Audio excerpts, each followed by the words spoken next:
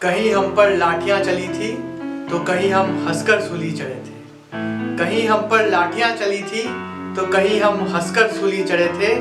सन 47 में स्वराज तो मिल गया था मगर फिर भी कई सवाल खड़े थे। सन 47 में स्वराज तो मिल गया था मगर फिर भी कई सवाल खड़े थे। क्या होगी आजाद भारत की अगली कानून व्यवस्था?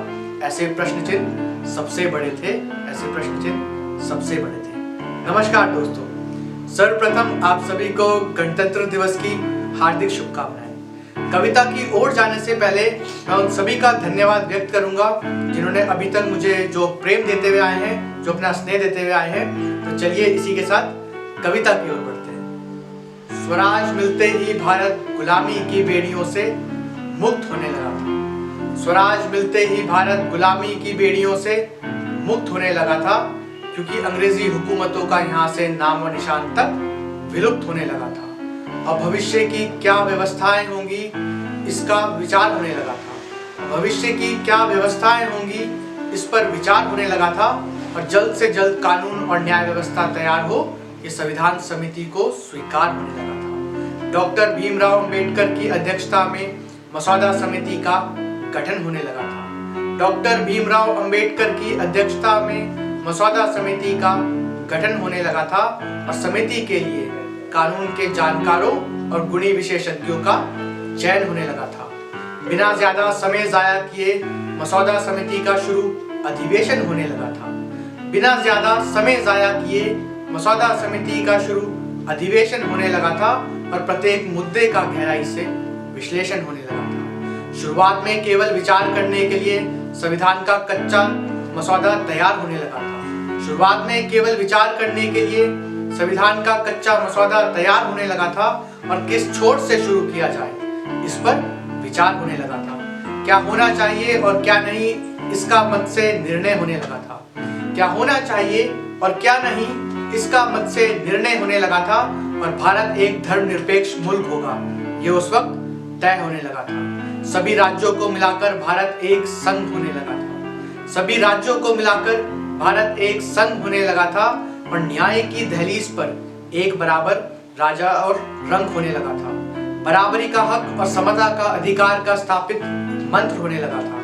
बराबरी का हक और समता का अधिकार का स्थापित मंत्र होने लगा था और प्रत्येक नागरिकों को मतदान का अधिकार दिलवाकर मजबूत भारत का लोकतंत्र होने लगा था। नैतिकता और मौलिक अधिकारों का अपना ही एक स्थान होने लगा था।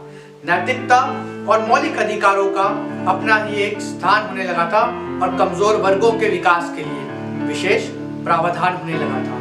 बाल मजदूरी जैसे अपराधों का अंजाम कारागार होने लगा था। बाल मजदूरी जैसे अपराधों का अंजाम कारागार होने लगा था और समाज की कुनीतियों पे कलम से वार होने लगा था। काफी कुछ बेहतर अपनाकर संविधान की रूपरेखा का निर्माण होने लगा था। काफी कुछ बेहतर अपनाकर संविधान की रूपरेखा का निर्माण होने लगा था। जैसे कि आवाम अपना प्रतिनिधि चुन सकती है, ये उसी बेहतरी का प्रमाण होने लगा था। भारत सरकार में राष्ट्रपति को हासिल सर्वोच्च अधिकारी का पद होने लगा था। भारत में राष्ट्रपति को हासिल सर्वोच्च अधिकारी का पद होने लगा था और राष्ट्रपति और दो सदनों को मिलाकर ही भारत का संसद होने लगा था। मेहनत और लगन के फलस्वरूप तेजी से कार्य होने लगा था।